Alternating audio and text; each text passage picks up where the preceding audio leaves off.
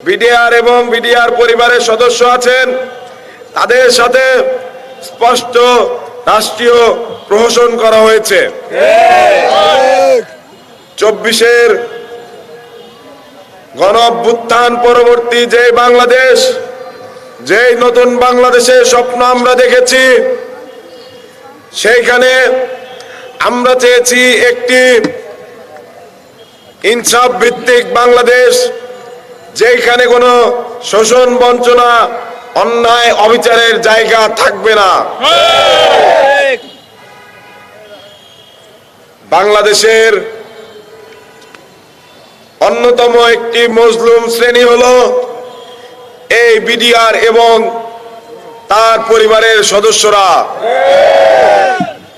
বিগত 16 বছর তারা মানবেতর জীবনযাপন করেছে। তাদের সন্তানাদি, নাতিপুতি রাষ্ট্রীয় বিভিন্ন সুযোগ সুবিধা থেকে বিভিন্ন সময় বঞ্চিত হয়েছে। আমরা চাই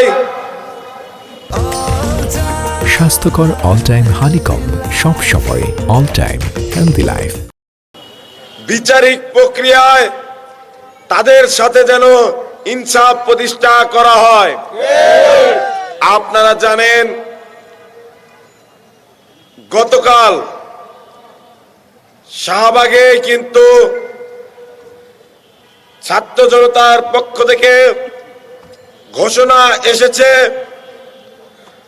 যদি এই বিচারের নামে কোনো টালবাহানা করা হয় তাহলে আমরা কঠোর থেকে কঠোরতর কর্মসূচিতে যাব। কালকে জনদুর্ভোগ বিবেচনায় নিয়ে আমাদের সেই কর্মসূচি কিছুটা শিথিল করা হয়েছিল। আজকে সেই সুযোগ কিন্তু নেই। আমরা সরকারকে বলতে চাই, আপনারা কোর্ট বসানোর জন্য একবার কেরানীগঞ্জ, একবার বকশীবাজারের আলিয়া মাদ্রাসা ফিক্স করে দেবেন। আপনারা জানেন, একটি শিক্ষা প্রতিষ্ঠানে যদি আপনারা কোর্ট বসাতে চান, খুব স্বাভাবিকভাবেই সেখানকার শিক্ষার্থীরা বাধা দেবে। তারপরও কেন আপনারা এই প্রহসন করলেন?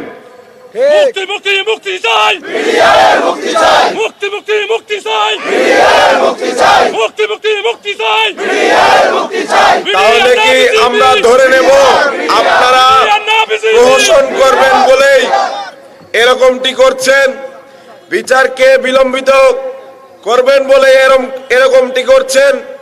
যদি সেরকমই হয় তাহলে আজকে দুপুর 1টার সময়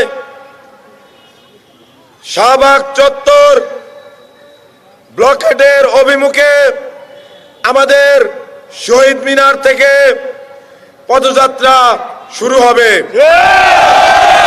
ইনকিলাব জিন্দাবাদ।